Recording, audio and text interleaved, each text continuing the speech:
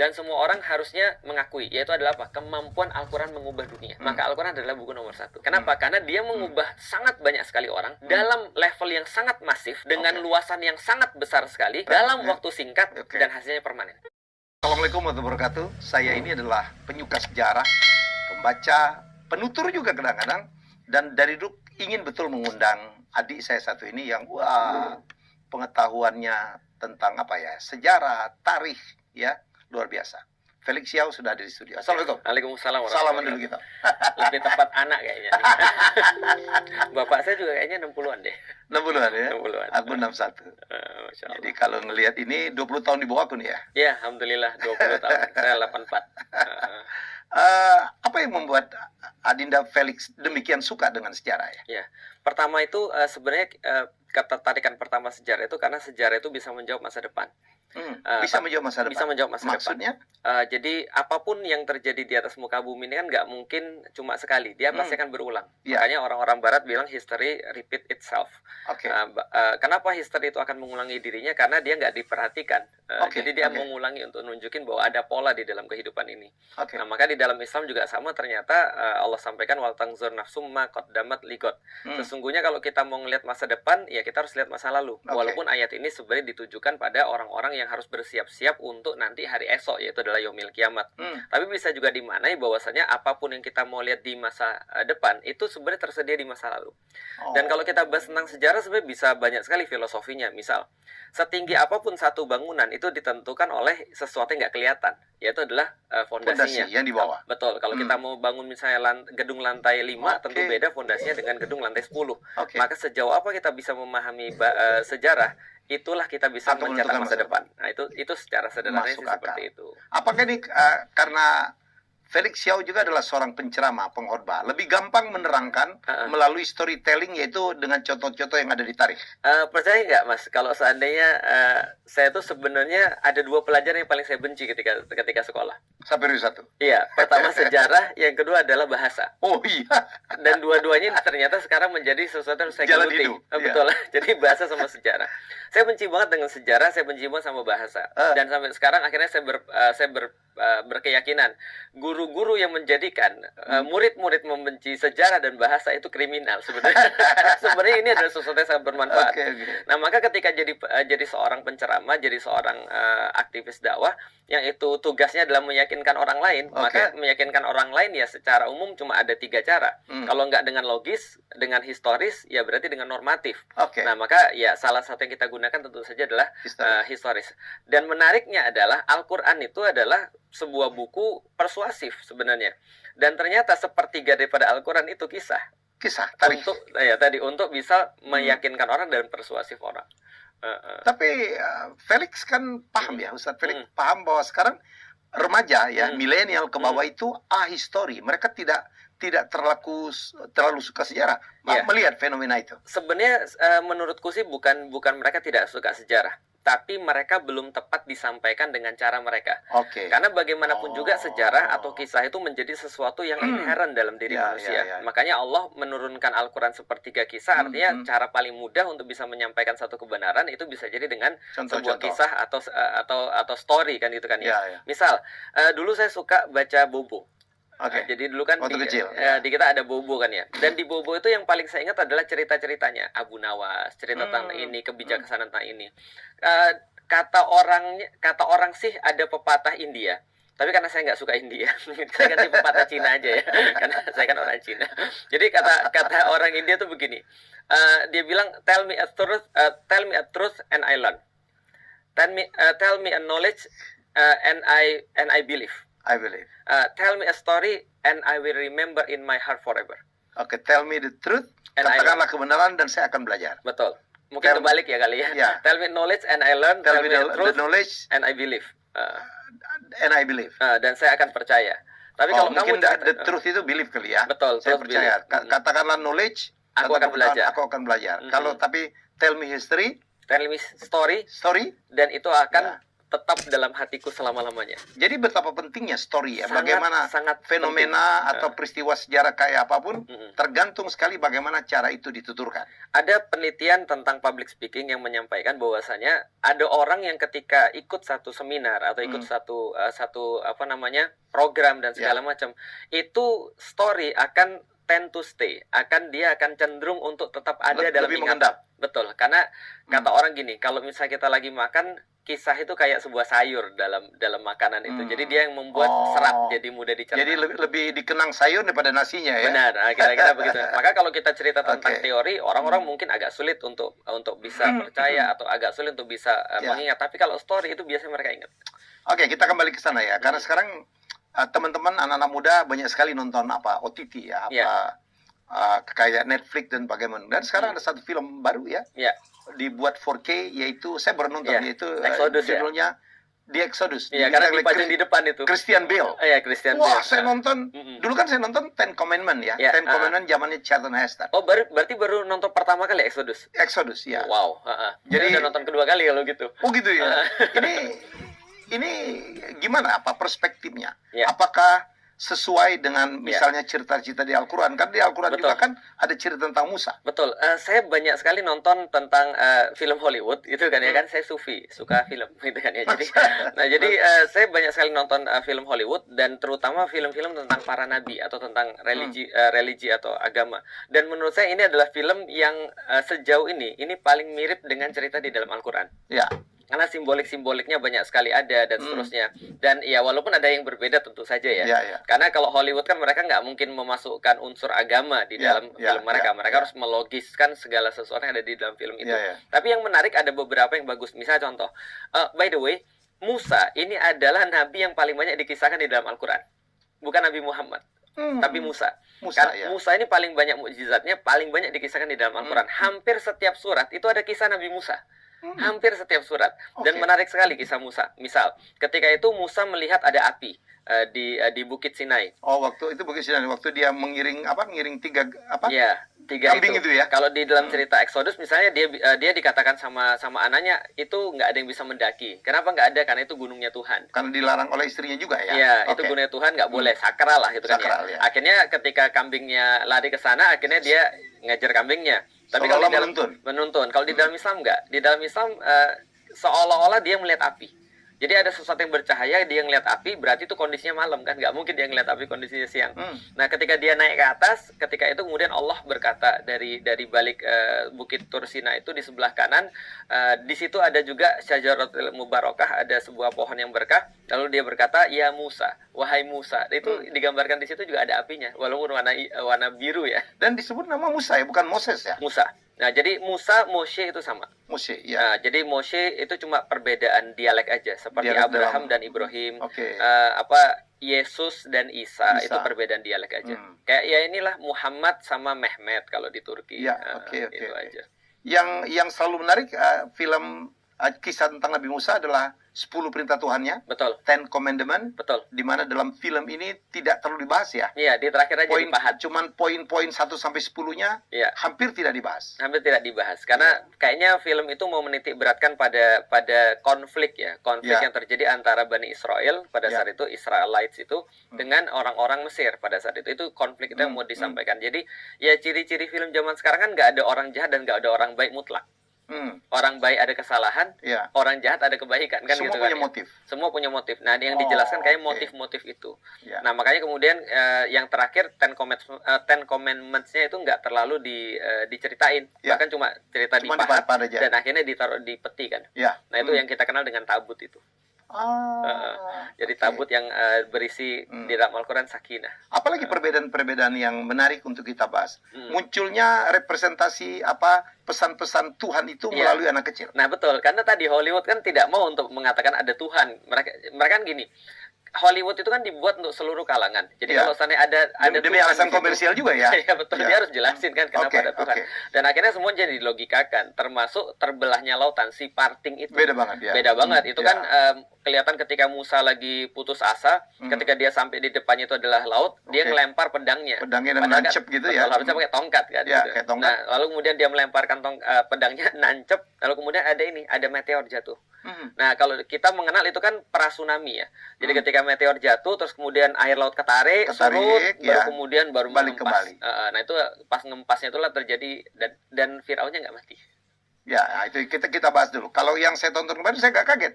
Dulu versi Charlton Heston itu seolah-olah waktu mereka lewat itu si parting ya. Jadi laut terbelah, jadi lautnya itu jadi dinding tuh. Betul. Jadi dia misah gitu, jadi dinding. Di sini menurut saya lebih masuk akal ya. Secara logika. Secara logika ya. Jadi kita nggak ngomong mujizat lah, secara logika bahwa airnya kan kayak fenomena tsunami lah. Benar. Jadi dia turun dulu, mundur dulu. Ya, terus baru ngempas. Balik lagi dengan ombak lebih besar yang membunuh banyak tentaranya Ramses. Ya, dan kalau logika berarti bukan mukjizat. Kalau logika bukan mukjizat. Kan kalau mukjizat itu artinya, ini menarik Mas, bahwasanya mukjizat itu asal katanya ajaza. Artinya adalah lemah. Jadi mukjizat itu bukan miracle. Kalau miracle artinya keajaiban. Tapi kalau mukjizat itu artinya adalah sesuatu yang melemahkan. Karena kenapa? Karena dia menyelisihi daripada kebiasaan atau menyelisihi logika. Karena kalau masih bisa dilogikakan itu bukan mukjizat. Makanya itu ya diceritakan dalam Hollywood itu berarti adalah sebuah logika. Logikanya tuh gini loh. Nah, tapi kalau di dalam Islam mukjizat. Lucunya adalah kalau Islam terbelah ya, si parting. Dan bukan hanya terbelah dua. Ada pendapat yang mengatakan 12. Lorong-lorong gitu? Iya, 12. Karena kayak seawall gitu kan? Iya, setiap belahan itu masing-masing diperuntukkan pada 12 Bani Israel. Dan tidak hanya itu, dikeringkan kemudian tanahnya oleh Allah. Nah, jadi dikeringkan tanahnya oleh Allah sehingga ya aku pikir jadi susah juga sih menggambarkan itu. Ada penggambaran agak bagus, Pirates of Caribbean at World's End. Pirates of Caribbean, itu nggambarin si parting juga untuk menggambarkan seperti itu. Nah, menariknya adalah Hollywood itu ketika dia berurusan dengan agama, dia berusaha melogikakan bagaimana terjadinya mukjizat dalam agama. Tapi begitu dia buat Avengers itu semua nggak masuk akal. Makanya lebih banyak ditonton lagi. Tiba-tiba Thor muncul dewa-dewa baru, tuan baru. Nah, karena memang mereka mau gantiin agama kan sebenarnya kan ya. Kan mereka mau gantiin agama dengan cerita-cerita yang dalam tanda kutip mereka bikin sendiri. Maka mereka menjelaskan, misalnya contoh kayak kasusnya kasusnya Babilonia zaman dulu itu ada Eternals-nya. Kasusnya, jadi dewa-dewa yang kita anggap sebagai rasul atau prophets itu adalah Eternals bagi mereka. Yang kita anggap sebagai malaikat itu nanti akan jadi celestial sebagai mereka. Dan nanti Tuhannya mereka bahas lagi untuk gantiin konsep agama. Tapi sebagai film menarik ya? Ya, sebagai film sangat menarik sekali. Dan bagaimanapun juga kan pembelajaran itu kan bisa kita kasih dalam bentuk apapun. Nah, termasuk kita juga menikmati film itu. Adinda, ini ada nggak ya hubungannya dengan sekarang konflik Gaza ya? Hamas dan Israel dan Yahudi gitu. Ini bahwa untuk nunjukin bahwa memang tanah itu miliknya kaum Bani Israel atau Yahudi. Kan di sini kan perjalanan menuju Kanaan ya. Betul. Jadi ada nggak gitu tuh sebagai satu upaya promosi propaganda gitu? Tentu saja. Karena Israel itu adalah negeri yang 100% dibangun atas propaganda. Jadi kalau betul 100% negeri itu dibangun atas hoax. Nah, karena itulah ketika kita bisa untuk revealing the truth, maka hoax itu akan hilang dan itu yang mereka takut. Makanya semua bentuk daripada usaha untuk revealing truth itu mereka blok kan. Kalau ada orang punya akun mereka ilangin. Sean King kemarin kan akunnya dan dihapus. Akun saya juga dihapus gitu kan ya. Nah, jadi mereka takut untuk revealing the truth. Sementara mereka terus-menerus untuk propaganda hoax. Karena negeri ini nih ya 100% dibangun atas propaganda. Contoh misalnya, bagaimana kita nggak katakan dibangun atas propaganda? Mereka senantiasa merasa mereka adalah korban. Dalam kasus misalnya 7 Oktober sampai sekarang aja ya mereka masih merasa korban. Padahal mereka tiap hari bunuhin orang. Sekarang udah 30.000 lebih orang yang dibunuhi, mayoritas diantaranya adalah wanita dan anak-anak misalnya. Mereka bilang mereka cuma cari Hamas, tapi orang-orang bilang they destroy everything, kill everything except Hamas. Jadi mereka semua hancurin kecuali Hamas. Mereka nggak dapat sama sekali. Karena sampai sekarang kan nggak ada tuh. Misalnya footage ini adalah kantornya Hamas, nggak ada. Yang ada ya yang mereka bikin sendiri, yang akhirnya justru dibully lagi gitu kan ya. Nah, artinya ini negara dibangun atas hoax. Termasuk ketika dibangun awalnya aja kan mereka bilang mereka adalah korban kekejaman Nazi. Kemudian mereka bilang mereka mengalami Holocaust di Eropa, never again. Mereka bilang bahwasanya mereka nggak mau lagi untuk dibunuh. Mereka akhirnya punya ide. Theodor Herzl bilang der Judenstaat, kita harus punya sebuah negara Yahudi yang baru. Setelah itu kemudian mereka out of nowhere tiba-tiba minta tanah yang sudah ada orangnya di situ.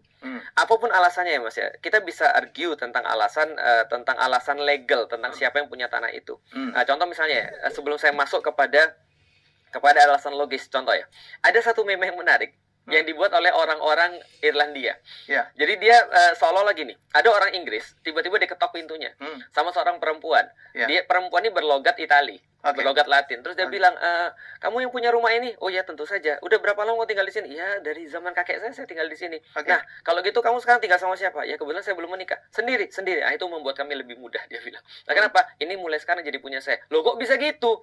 Karena dulu Romawi pernah menguasai Inggris. Dan ini rumah saya. Analoginya seperti itu. Analoginya. Dan saya adalah keturunan Romawi, kata dia.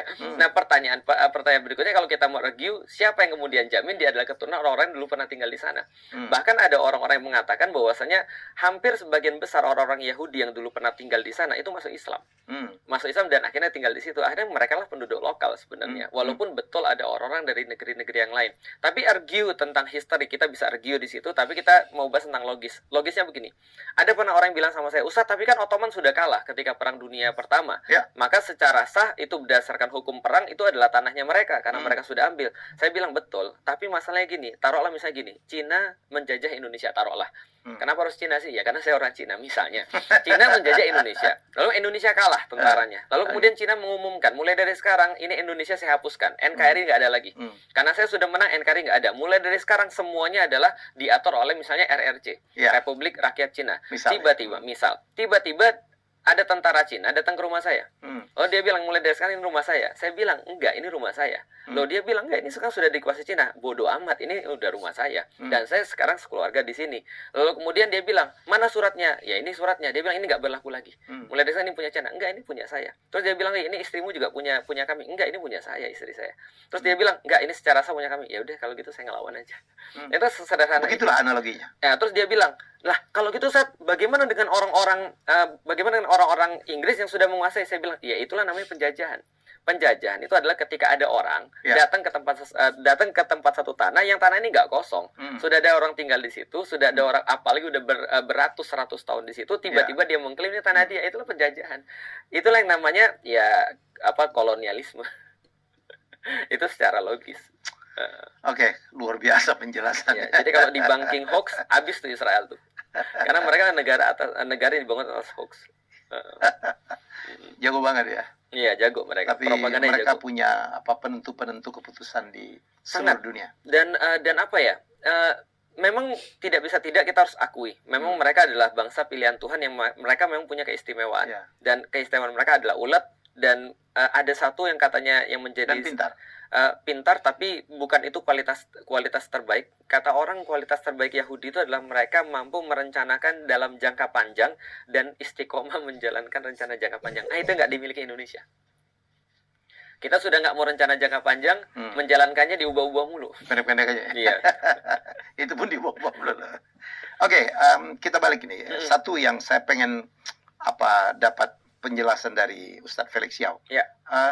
Dulu Islam itu kan luar biasa ya. Betul. Pusat ilmu pengetahuan, pusat penemuan, pusat peradaban. Semua ya. Saya ingat banget dulu ada satu gedung di Baghdad kalau nggak salah, Baitul Hikmah. Ya di mana seluruh seluruh negara apapun agamanya belajar di sini. Mungkin Ustadz Felix Yao bisa menggambarkan betapa hebatnya Baitul Hikmah. Iya, jadi sebelum kita ke Baitul Hikmah, kita bisa untuk membahas dulu bahwasanya itu semua adalah ekses daripada Islam, bukan akses.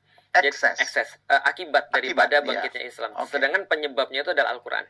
Makanya di bulan Ramadan ini kan kenapa kita disuruh untuk benar-benar belajar dengan Al-Quran, karena Al-Quran adalah akses terhadap semuanya itu sebenarnya. Maka apa yang orang bilang tentang Al-Quran, mereka bilang gini, kalau andaikan engkau tidak bisa untuk mengetahui seperti apa mukjizatnya Al-Quran, tidak bisa merasakan, maka ada satu mukjizat Al-Quran yang semua orang harusnya paham dan semua orang harusnya mengakui, yaitu adalah apa? Kemampuan Al-Quran mengubah dunia. Jadi gini ya, andaikan satu buku itu, Mas Helmi nulis buku, aku nulis buku, dan buku itu diukur keberhasilannya berdasarkan berapa banyak orang yang diubah dari buku itu, maka Al-Quran adalah buku nomor 1. Juaranya. Kenapa? Karena dia mengubah sangat banyak sekali orang dalam level yang sangat masif, dengan luasan yang sangat besar sekali dalam waktu singkat dan hasilnya permanen. Ini Quran. Itu ngeri sekali. Makanya ketika orang lihat, misal ketika Rasul hidup itu, beliau berhadapan dengan dua imperium besar, Imperium Romawi di sebelah barat dan Imperium Persia, kekisraan Persia di sebelah timur. Kekisaraan Persia itu sudah 1200-an tahun, Romawi itu sudah 500-an tahun, atau lebih, bahkan mungkin 700-an tahun pada saat Rasul, 700-an tahun berarti Romawi. Tapi ternyata Imperium Persia yang 1200 tahun itu, 12 abad itu bisa ditutup oleh Islam dalam waktu kurang dari 30 tahun. Itu kan sangat luar biasa ya, bisa mengungguli, bahkan kemudian menjadikan peradaban baru di Persia. Dan Romawi setengahnya ditutup di 1453 seperti yang Mas Helmi bahas. Itu kan Islam sangat luar biasa. Jadi dalam kurun waktu 100 tahun itu peradaban Islam itu sudah memimpin dunia, nggak perlu waktu lama. Kalau Persia memerlukan waktu beratus-ratus tahun, begitu juga dengan Romawi, maka Islam sangat besar. Kenapa? Karena dia diinspirasi oleh Al-Quran.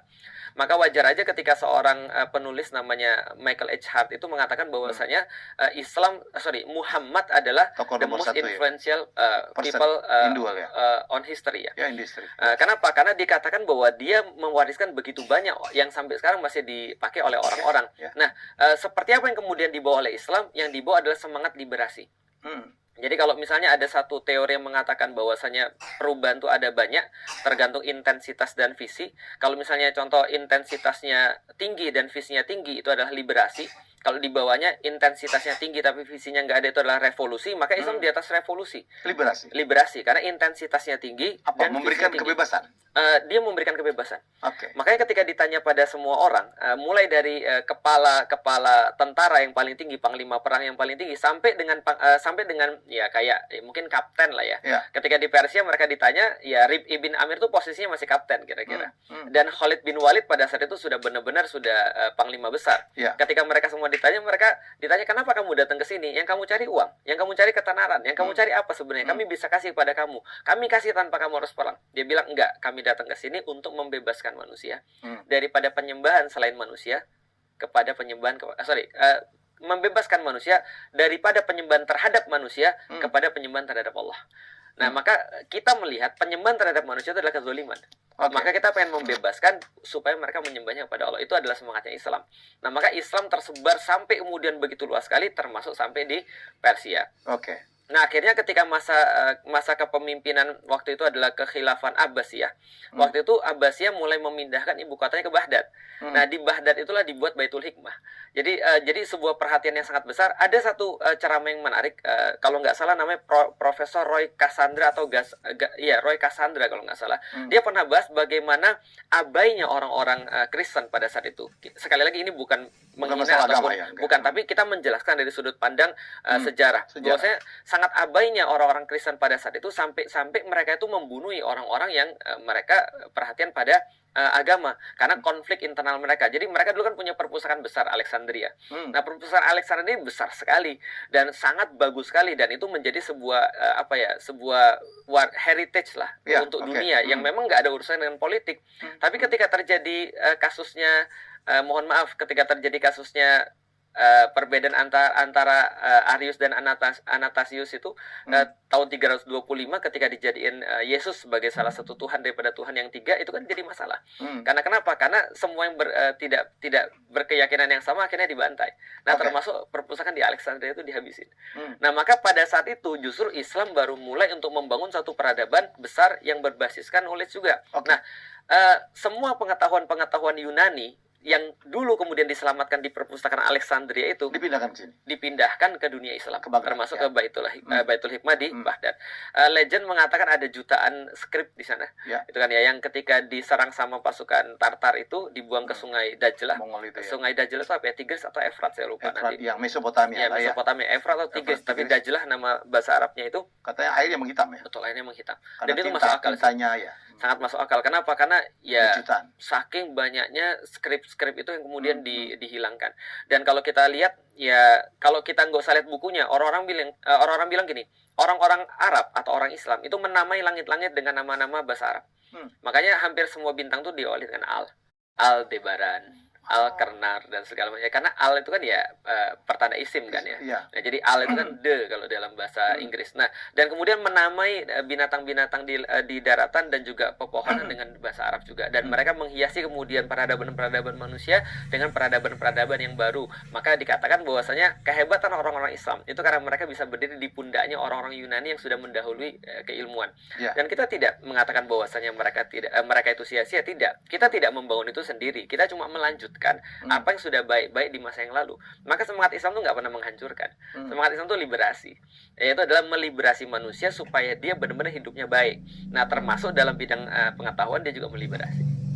Oke, menarik ya. Menarik sekali. Kalau kita mundur ya, sebelum bawakan banyak orang mengatakan penghancuran Baitul Hikmah yang membuang jutaan buku dan transkrip ke skrip ke sungai itu. Ya, setelah itu Islam mundur ya. Sebenarnya Islam mundur secara keilmuan. Secara keilmuan ya, dia sudah mulai dia minimal sudah mulai stagnan ya. Karena kalau kita lihat sejarah peradaban Islam tahun 600-an mungkin pasca 632 Rasulullah wafat itu masih naik tuh, grafiknya masih naik. Kalau kita mau katakan grafik, nah itu batasannya apa? Gampangnya gini lah, ekspansi wilayah. Karena ekspansi wilayah kan menandakan bahwa kesehatan daripada sebuah negeri ya, itu kan ekspansi wilayah. Maka kita bisa bilang kayaknya Indonesia tuh nggak serius karena wilayahnya malah menyurut gitu kan. Jadi gitu. Nah, jadi kalau ini kan ekspansi kalau dia sehat. Nah, 600-an 32 dia masih ekspansi. Sampai kemudian kekhilafahan Khulafaur Rasyidin selesai, khilafah Umayyah itu masih ekspansi tuh. Dari tahun 600-an sampai dengan tahun 750 itu masih ekspansi. 750 sampai dengan hancurnya Baghdad itu 1258 itu tetap masih ekspansi. 1258 yang menarik lagi adalah ketika itu digantikan dengan kekhilafan Abbasiyah di Kairo, itu masih ekspansi, Mas. Masih naik lagi, masih secara wilayah masih naik. Sampai kemudian tahun 1638 ya kalau nggak salah, Battle of Wina ya. Nah, itu baru setelah itu nggak ada ekspansi lagi. Jadi sebenarnya ekspansi itu masih sampai zamannya Utsmani, terkhusus zamannya Muhammad Al-Fatih. Ya, jadi sebenarnya sampai Muhammad Al-Fatih. Nah, dari situ tuh mulai mesinnya mati sampai kemudian Sulaiman Al-Qanuni. Setelah Sulaiman Al-Qanuni turun. Apa penyebabnya, Ustaz? Penyebabnya menurut para ulama adalah sebab kebangkitan Islam itu akan sama seperti sebab kemunduran Islam. Maka kalau kita bahas bahwasanya sebab kebangkitan Islam itu adalah karena Al-Quran, maka sebab kemunduran Islam juga karena Al-Quran. Karena orang-orang ninggalin Al-Quran. Jadi kita bisa lihat contoh ya di tahun 1500-1600 ketika revolusi industri itu menggema di Barat.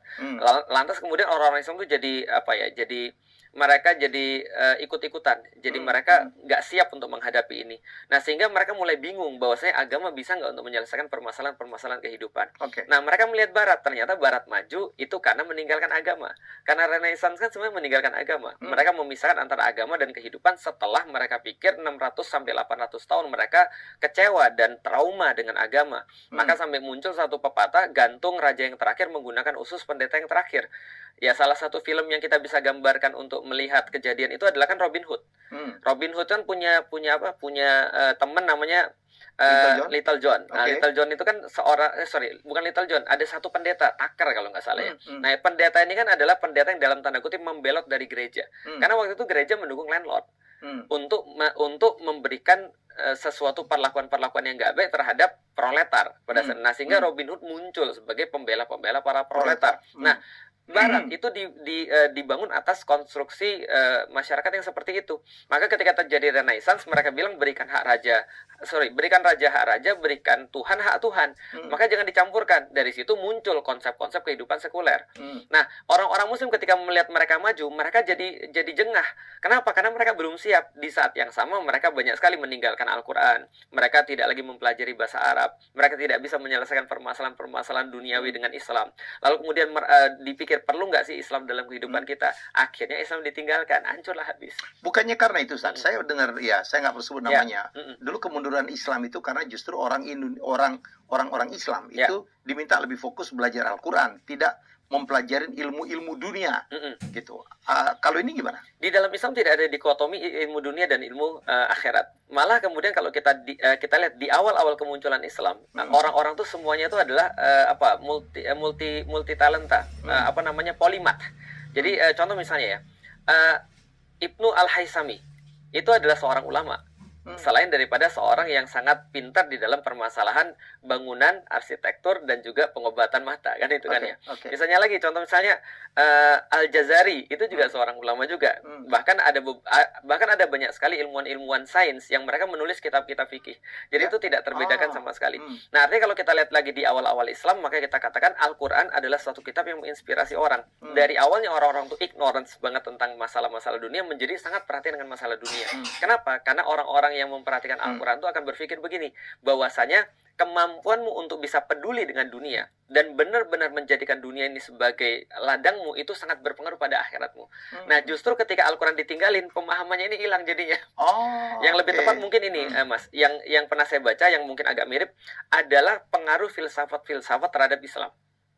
Nah, sehingga akhirnya para filsuf-filsuf ini yang ketika datang dari Yunani, dari India, dari manapun, yang akhirnya menjadikan orang Muslim itu membedakan bahwasanya kalau mereka peduli dengan dunia, mereka nggak usah peduli dengan akhirat. Dan kalau mereka peduli dengan akhirat, mereka jangan urusan dengan dunia. Akhirnya muncul ada dikotomi gitu ya. Dikotomi. Akhirnya dunia nggak bisa diselesaikan.